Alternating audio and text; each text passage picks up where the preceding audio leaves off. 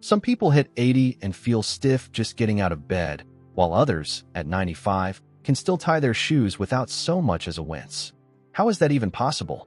Is it luck? Genetics? Or is there something else, a small, almost invisible movement that reveals whether your body still carries the spark of youth? The truth is, only 2% of seniors today can perform this simple act, and those who can often live longer, with more independence, less pain, and a smile that doesn't rely on anyone else. Most folks don't even notice when this ability starts slipping away. Then suddenly, the falls begin, the dependence grows, the pills multiply, and freedom starts to vanish. The scariest part? This warning sign shows up long before any pain appears. The body sends subtle messages, but almost no one listens. Why? Because we've been taught that aging means stopping. Stopping movement, stopping strength, stopping joy in the body. But what if that's completely wrong? What if the key to a long, healthy life is hidden in something most people have already stopped doing? If you're in your 60s, 70s, or even 90s, this message is for you. Because today, I'm going to reveal the rare movement that only 2% of older adults can still do, and how it's become a secret biological youth test that quietly predicts who's likely to live not just longer, but better. Let's find out if your body is still working with you. And more importantly, how to keep it that way for decades to come. Because in the end, the secret isn't just living long, it's living well. One ordinary morning in a quiet town in rural Brazil, 83-year-old Dona Iraci caught everyone's attention. Wrapped in her knitted cardigan, she stood up from a bench, without using her hands. Just like that. But to those watching, it felt like a small miracle. She didn't even push off with her arms, someone whispered. Her grandson captured the moment on his phone. She stood there, calm as ever. What seemed like a simple gesture was actually extraordinary. Because what most people didn't realize is that this movement, so basic to many, is now incredibly rare among seniors, and might be one of the clearest signs of healthy aging we have. It's amazing how much wisdom is hidden in small details. That simple action, standing without support, was Iraci's quiet rebellion against a statistic. Research shows that only 2% of people over 75 can still perform this movement with ease. Most need their hands, a rail, or a hefty push. So what's going on in Iraci's body that others have lost? The answer, surprisingly, lies deep within the nervous system, the muscles, and the way they work together to preserve mobility. This kind of ability doesn't survive by chance. Something inside the body must still be functioning in harmony. The muscles, joints, balance centers, even the brain. When those systems sync, autonomy thrives. Senior well-being isn't just about avoiding illness. It's about having a body that's awake, stable, and responsive. Standing without help is like a secret code, a silent message from within that says, I'm still strong. I'm still here. Most people only notice something's wrong after it's too late. First, they struggle getting out of bed, then the couch, then even the toilet. Bit by bit, the body gives up. And although no one likes to talk about it, that's often the moment independence begins to slip away. What seems like just a little fatigue becomes a serious limitation. But why does this happen? The answer lies in the quiet rhythm of aging. Later life becomes a battle between what you choose to do and what time tries to take from you. Stop moving, and the body thinks it's no longer needed. It starts shrinking muscles, slowing reactions, weakening balance. Suddenly, what was just a little stiffness turns into a full-blown decline. That's the danger. It's slow, quiet, and rarely questioned. Ironically, this movement, the one only 2% still preserve, is hardly ever talked about. No doctor asks, can you stand without your hands? But maybe they should, because this simple gesture is a major indicator of how well your body is working together.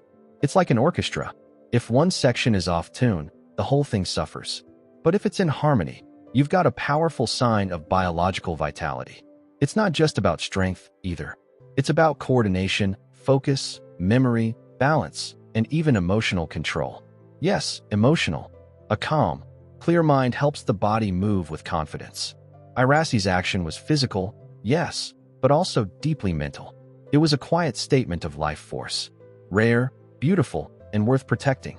But if only 2% can still do it, what happened to the rest? Did they just give up? Or is there something deeper going on? something that starts long before we even notice? The decline doesn't arrive with a bang. It tiptoes in. One day, an older adult finds themselves needing to grab the wall to get out of bed, or suddenly struggles with stairs, but they can't quite remember when it started. That's how physical decline works. Silent, subtle, slow. Most people brush it off with, "I'm just getting older."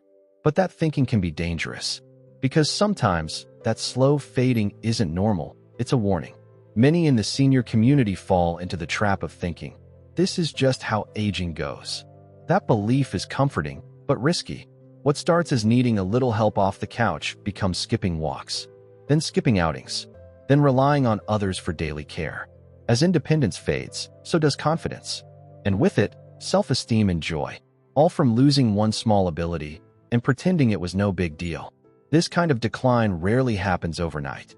It shows up in the small things, no longer picking something off the floor, skipping the stairs, staying seated most of the day.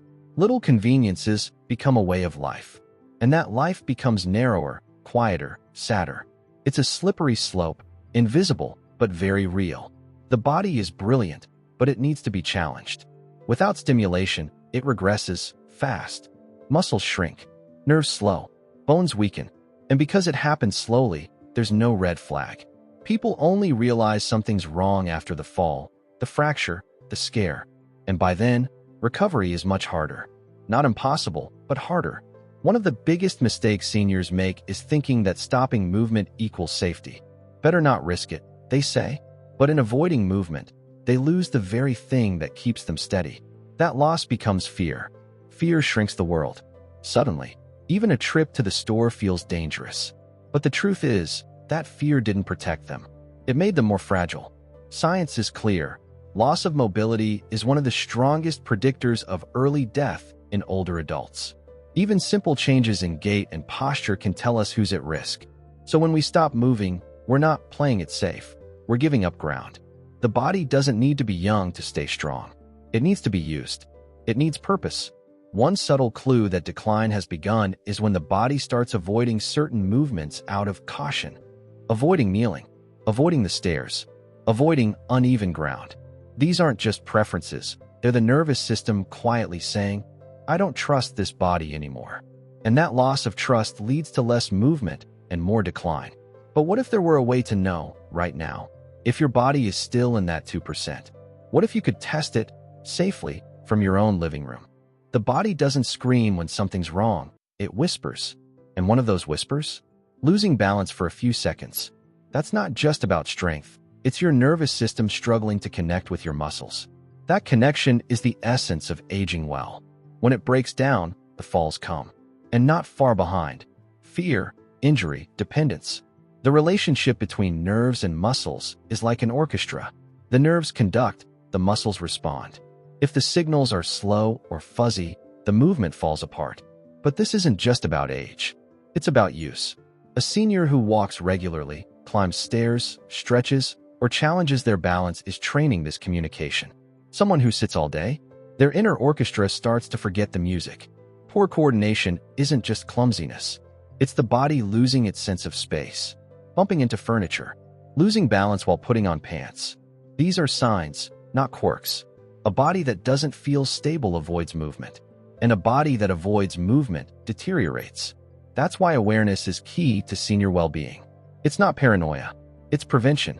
Science has shown that strength, coordination, and reflexes are strong indicators of longevity. They predict more than blood pressure or cholesterol. The nervous system and muscles together form a silent safety system. And if that system's working, you're likely to live longer and better. Try this. Stand on one foot with your eyes closed. Can you hold it for 10 seconds? This simple challenge says a lot. Not just about balance, but about brain function, muscle coordination, and core strength. It might sound like child's play, but it's used in hospitals, rehab clinics, and fall prevention programs worldwide. Muscles don't just help you move. They protect your bones, support your joints, and even help regulate blood sugar. Seniors with more muscle are at lower risk of type 2 diabetes. Strength is more than physical, it's biological insurance. That's one of the best secrets to a longer life. And most people never hear it. These simple actions, standing, balancing, walking, are diagnostic tools. They reveal what's going on under the surface. No expensive test needed. The body speaks. It speaks through movement.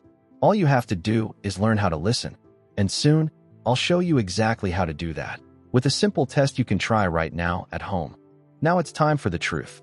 If you're in your senior years and want to know whether you're still part of the rare 2% whose body and mind remain sharp and in sync, there's a test you can try right now at home. No equipment, no help needed, just a willingness to find out. Because what this test reveals goes far beyond what you see. It exposes how your muscles, joints, and nerves are really working together beneath the surface. Here's how it works. Find a stable chair, one without wheels or armrests. Sit down with your back straight and feet flat on the floor. Now, try to stand up without using your hands, knees, or leaning forward for momentum. Just your legs, your core, and your balance. Sounds easy. The truth is, most seniors over 70 can't do it easily, and many don't even try anymore out of fear. This simple movement is actually a full-body diagnostic. It reflects your leg strength, core stability, posture control, and even breathing coordination. If you can do it smoothly, you're showing strong signs of healthy aging. If not, don't worry. It's simply a wake-up call, not a judgment, and it's a powerful tool to track progress over time. Ready for part 2? Stand barefoot and try to balance on one foot for at least 10 seconds. If you can, try closing your eyes. Feel your body adjusting, wobbling, losing control? That's not failure, it's feedback. If this feels hard, your nervous system and muscles are already out of sync. But now you know, and knowing is the first step to change. What makes these tests so powerful is their simplicity. They measure what really matters, your daily functionality, not numbers on a chart. Because blood pressure won't stop you from falling in the shower, but a steady core and quick reflexes might. These tests don't require a doctor, just curiosity and care. If you passed, celebrate. That means your body still responds, still holds energy, still protects your independence. If you struggled, good. That means you caught it in time. Because now, instead of guessing, you have a starting point. A place to begin building strength, balance, and confidence. Take Mr. Paolo, 79. 3 months ago, he couldn't get up from the couch without help. After doing these tests and realizing how far he'd declined, he began a simple daily practice of sit-to-stand repetitions and balance work. Now, he walks to the bakery by himself every morning. What started with frustration became fuel for change. So did you try it? Did you feel strong? Unsteady? Nervous? However it went, the answer you just discovered might change how you view your health from this day forward. But even more importantly, what happens next is what truly matters. Losing the ability to stand without support or hold balance might sound minor, but it marks a major shift in your life. When your body stops responding to basic commands, it's quietly warning you that independence is slipping. And independence, in later life, is one of the most precious things we have. It's what lets us go where we want, do what we want, and live on our own terms. Losing that hurts more than people realize. It also hits your self-esteem. Seniors who struggle with simple movements often withdraw. They start avoiding outings, skipping social events, refusing help. But underneath all that, there's usually fear of falling, of being a burden, of being embarrassed. That emotional isolation slowly chips away at a person's joy, purpose, and confidence. The biggest risk, of course, is falling. But it's not just about broken bones. It's about what comes after. Many never fully recover their independence. And even when the injury is minor, the fear of falling becomes a constant shadow. That fear shrinks your world. You move less, sit more, weaken further. It's a dangerous cycle. Then comes dependence. When someone can no longer get up from a chair or toilet alone, they start needing daily help. This shifts family dynamics, adds pressure, and sometimes leads to long-term care, something no one dreams of. What began with a small, unnoticed loss ends in a life of limitations. Internally, the body pays a price too. Muscles waste away, metabolism slows, and risk of disease skyrockets. Diabetes, osteoporosis, high blood pressure, all rise when activity drops. So losing this ability isn't just physical. It's biological. It speeds up aging. But the good news? That decline can often be slowed or reversed if caught in time. And then there's dignity, the silent casualty. When someone needs help dressing, bathing, or or using the restroom, they often feel humiliated, even if they never say it. That loss of dignity can lead to depression, resentment, or quiet grief. That's why functional movement isn't just about muscles. It's about identity, pride, self-worth. The beautiful part? Your body, even in your 80s or 90s, can recover function. It's called neuroplasticity. Muscles remember, nerves adapt, but the key is to act before total loss. And if your test showed you're already struggling, then this is your golden moment, your second chance. And to prove that, let me tell you about the people who turned it all around. Real seniors, with real stories, who reclaimed their bodies and their lives. When it comes to aging well, many think it's all about luck or money. But some of the most powerful examples come from everyday seniors who chose to fight for their independence. Take Maria, 87. After a fall, she relied on a cane and refused therapy, thought she was too old. Then one day, she joined a local walking group. 3 months later, no more cane. Now, she stretches every morning and says she finally feels alive again. Or Renato, 81, who lost leg strength after pneumonia. His kids wanted to hire a caregiver, but he insisted on starting from zero, lifting his legs in bed, rotating his ankles, practicing breath work. A year later, he drives again, takes his grandkids to get ice cream every Saturday. He calls it his freedom comeback. These aren't rare cases. They're proof the human body can bounce back, even after age 70, 80, or beyond. All it needs is stimulus and commitment. Strength can be rebuilt, balance restored, joy renewed. Not with fancy gyms, but with small, daily habits. Stand, walk, breathe, stretch. These are the seeds of independence. No one needs to become a bodybuilder at 80, but reclaiming basic movements? That's sacred. That's dignity. And studies show that active seniors not only live longer, but suffer fewer depressive episodes and hospital visits. Because when you feel capable again, life starts opening up. In fact, a study from the University of Sao Paulo found that seniors who walked 30 minutes a day had 48% lower hospitalization rates. And no, you don't need a treadmill. A few laps around the house, up and down the stairs, tending to a garden. It's the consistency, not the intensity, that matters. For support, look into senior centers, walking clubs, outdoor gyms, or even YouTube videos designed for elderly movement. You don't need expensive therapy. You need a daily rhythm that reminds your body you are still needed. The real lesson in all these stories: aging doesn't mean the end. It's a shift, a chance to reconnect with your body in a new way. The body listens. If you tell it you still care, it'll do its best to respond. And if these folks turned things around after hardship, what's stopping you? Maybe all you need is a few small habits, done daily, that could protect your independence for decades. Let's get practical. Knowledge without action won't change your life. If you want to protect or rebuild your body's natural abilities, it doesn't take hours at the gym. Just 3 simple daily habits, doable at home, can preserve your strength, stability, and spirit. These habits don't cost a thing, but they pay off in energy, confidence, and independence. First habit, sit to stand reps. Use a stable chair and practice standing up and sitting down without using your hands. Start with 5 reps twice a day. It strengthens legs, engages your core, and trains the exact motion that gives you freedom. Want an upgrade? Hold a small object like a bag of rice while you do it. Second habit, balance training. Every day, try standing on one foot for 30 seconds near a wall. Work up to closing your eyes. This challenges your nervous system, improves coordination, and protects against falls. It may sound silly, but balance drills are a senior's secret weapon for longevity. Third habit, purposeful walking. Walk around your house 3 times a day for 10 minutes. Stand tall, breathe deeply, and walk with intention. If you can go outdoors, even better. Sunlight resets your sleep cycle. Walking keeps your heart, lungs, and joints awake. These habits may seem small, but they're mighty. Seniors who do them daily report more energy, better sleep, and a stronger sense of self. And most importantly, they regain control, because real well-being doesn't come from luck. It comes from small choices made daily, with care. Want to go further? Try skipping the elevator. Stretch when you wake up. Avoid using your hands when rising from the couch.